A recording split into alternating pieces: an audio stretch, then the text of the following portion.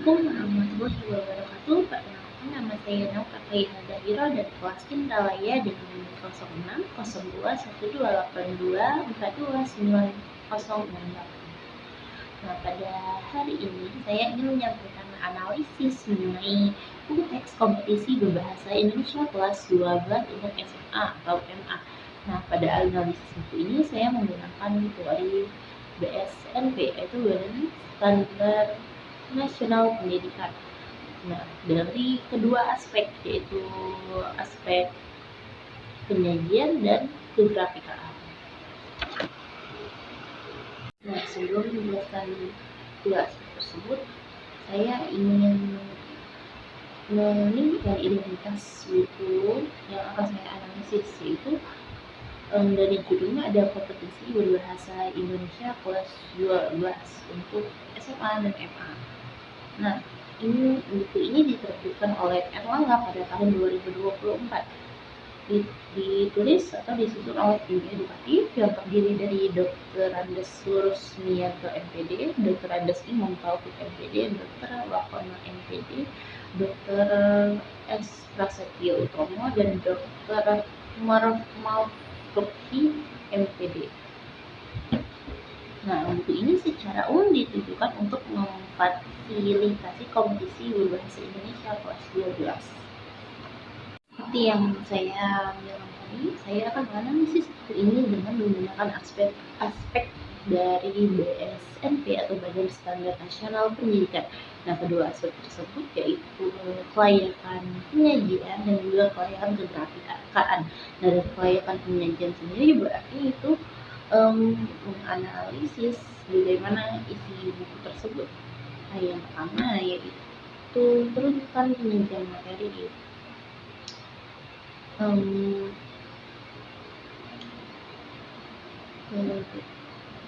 Penyajian materi. Nah, setelah mencermati seluruh bab, saya menemukan bahwa buku ini menyajikan materinya secara sistematis atau bentuk. Nah, setiap bab dimulai dengan konsep dasarnya atau definisi, lalu dilanjutkan dengan contoh teks dan penjelasan karakteristik. Nah, juga dengan latihan di akhir materi. Nah, buku ini tidak hanya memiliki satu latihan saja yang terdapat pada akhir bab, tetapi juga memiliki lumayan banyak latihan di setiap akhir materi. Nah, seperti materi yang pertama yaitu mengkreasi dan mengapresiasi informasi dalam teks cerita sejarah.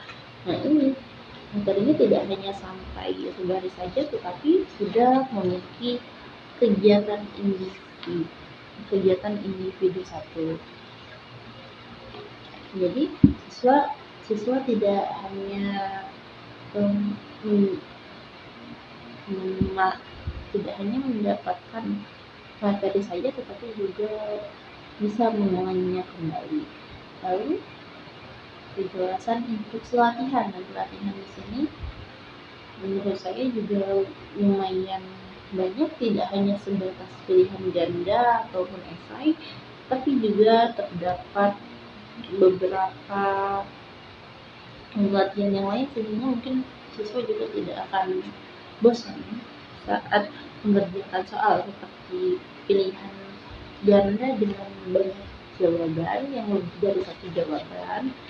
Lalu juga ada juga yang menjodohkan kalimatnya. Lalu yang terakhir seperti biasa yaitu pilihan ganda.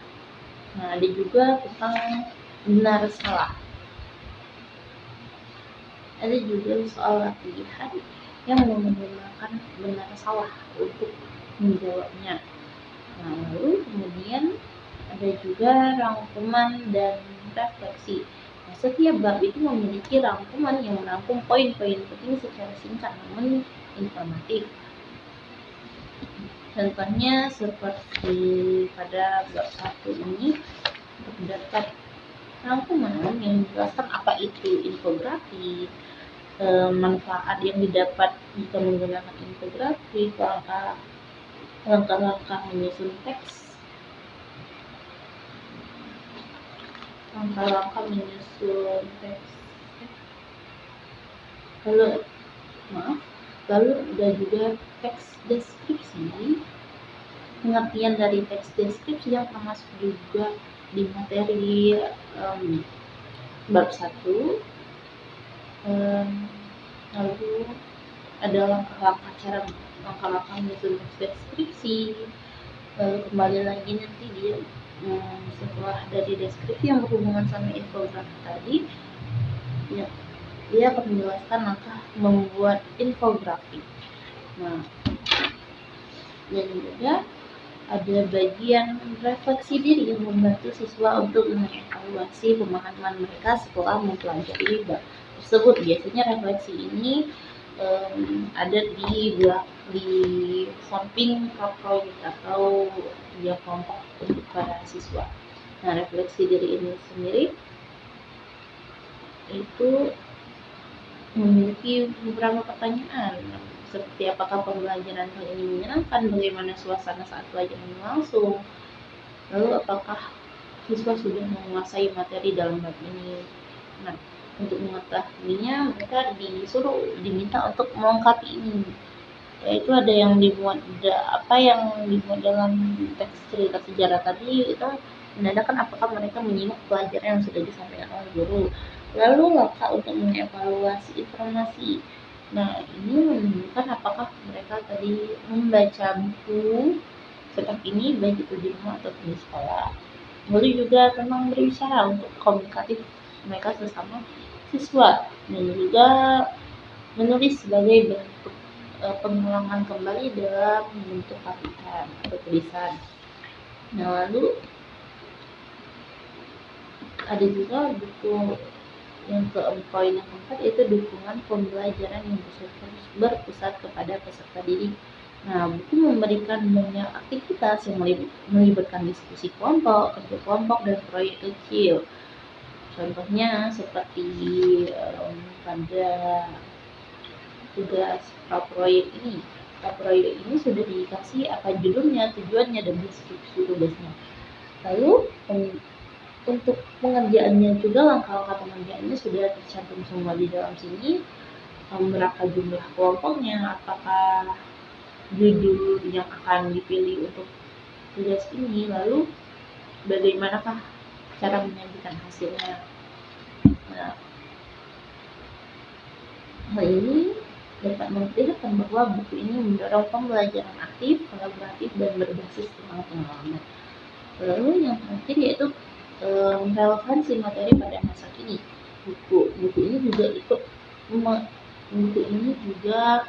ikut mengalami perkembangan zaman dengan menggunakan banyak materi dalam konteks digital. Contohnya seperti QR code.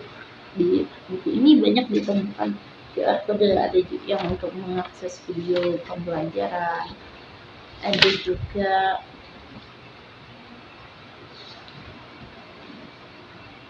yang tercantum di sebuah rangkuman ini untuk mengakses audio pembelajaran.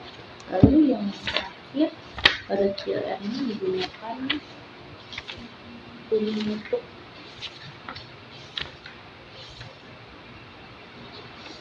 QR code ini juga ada yang digunakan untuk CBT soal media ataupun soal pengayaan. Nah, contoh-contoh teks di dalam buku ini juga lumayan relevan dengan keadaan pada zaman sekarang.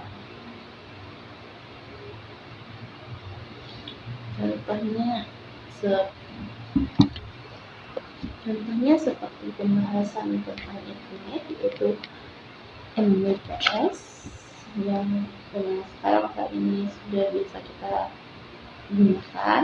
Lalu juga ada mengenai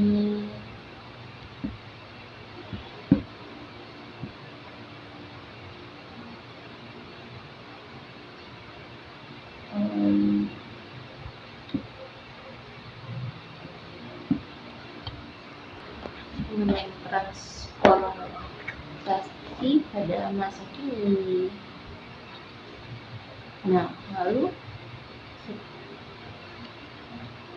teks yang digunakan itu cukup relevan dengan konteks fenomena modern pada zaman sekarang. Nah, lalu yang kedua, analisis yang kedua yaitu analisis kelayakan kegrafikaan. Dimulai dari luarnya dulu, yaitu tampilan bentuk fisik buku. Nah, buku ini terlihat lebih tipis jika dibandingkan dengan buku-buku sebelumnya atau kurikulum sebelumnya juga, dikarenakan pada kelas 12 ini pembelajaran itu lumayan singkat, hanya sampai jika dikaitkan pada bulan Juli ini, maka mereka selesainya pada bulan Maret, lalu mulai masuk ke ujian. Nah, buku ini sendiri menurut saya tampilannya lumayan menarik, warnanya full, warnanya cerah juga, ada gambar buku, ada tulisan kompetensi untuk kelas 12 yang mengatakan bahwa buku ini memang untuk dipelajari oleh kelas 12. Nah,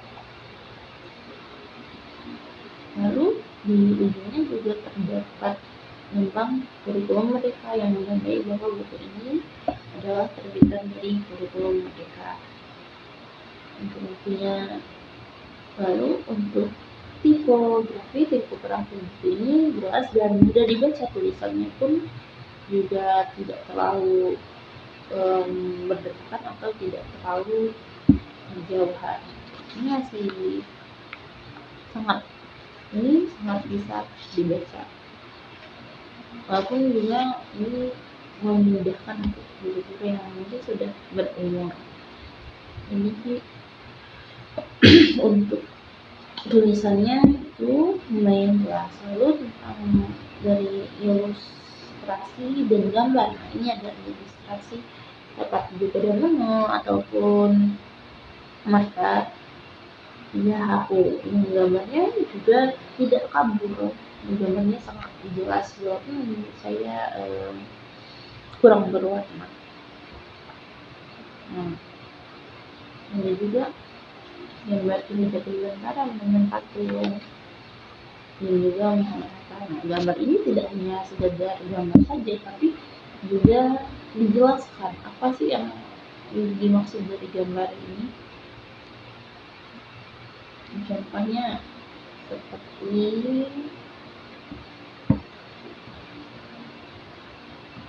teori keretakan, itu tidak hanya sebatas itu, tapi juga digambarkan apa sih teori keretakan itu, bagaimana peristiwanya, dan juga lalu menjelaskan kembali. Nah, selanjutnya yaitu kualitas fisik. Kalau kertas dilihat bahwa kertasnya itu lumayan tebal, jadi memungkinkan untuk dipakai dalam jangka waktu yang lumayan lama. Nah, lumayan lama, bisa sampai 1 tahun atau 2 tahun, 3 tahun seperti ini masih bagus. Nah, selanjutnya saya akan membahas kelebihan dan kekurangan dari buku ini. Kelebihannya yaitu tadi materinya sudah tersusun dengan rapi dan dapat mudah dipahami apa saja yang dibahas dari buku ini. Lalu latihan yang variatif itu seperti tadi yang saya bilang bahwa bukan hanya terdapat pilihan ganda ataupun esai saja, tetapi juga ada yang menjodohkan, ada juga tentang benar salah ataupun pilihan PT ganda, yaitu pilihan ganda namun dua-duanya lebih daripada satu. Nah, dan juga di setiap bab tadi memiliki rangkuman untuk mengulas kembali materi atau menyampaikan materi secara singkat agar lebih mudah dipahami. Lalu refleksi diri ya, agar siswa mengetahui sebatas mana mereka dapat memahami materi tersebut, apakah materinya sudah tersampaikan ke mereka ataupun belum. Nah, lalu buku ini juga memiliki banyak kegiatan kerja kelompok yang juga diterapkan yang benar, jika benar-benar diterapkan di dalam kelas itu dapat mendukung pembelajaran yang aktif dan kolaboratif. Lalu materi yang ada dalam buku ini, apa yang dituliskan tentang contoh-contohnya itu lumayan relevan pada konteks digital saat ini. Nah, lalu desain bukunya juga rapi dan nyaman dibaca. Warnanya tidak terlalu yang mentereng sampai membuat sakit mata, tidak, tapi lumayan lembut. Warnanya membuat siswa yang membacanya nyaman berlama-lama melihat buku ini, membaca buku ini. Nah, kualitas fisiknya pun baik, sampulnya tebal, kertasnya juga lumayan tebal, dan juga bukunya tidak terlalu besar ataupun tidak terlalu kecil. Nah, lalu untuk kekurangan, ya mungkin kekurangan di dalam gambar ilustrasinya. Gambar ilustrasinya itu biasanya kalau lebih berwarna jadinya lebih menarik seperti gambar yang ini bisa dibuat, ataupun gambar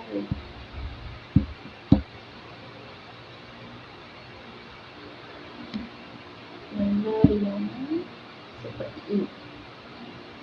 Nah, lalu ada integrasi digital yang masih bergantung pada QR code. Nah, pada QR code ini memang lumayan bagus untuk mengulangi materi, baik itu yang audio ataupun video-video singkat, tapi itu tidak memungkinkan bahwa di rumah nanti siswa akan mengulangi video tersebut, akan membuka QR code tersebut.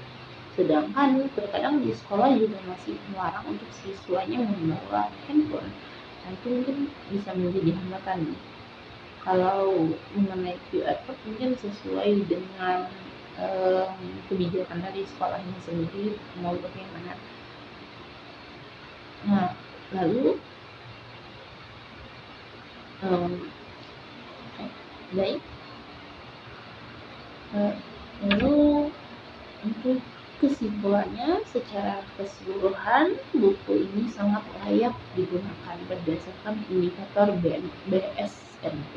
Nah, buku ini berhasil menyajikan materi yang runtuh, jelas, serta mendukung pelajaran aktif dan literasi digital. Literasi digital.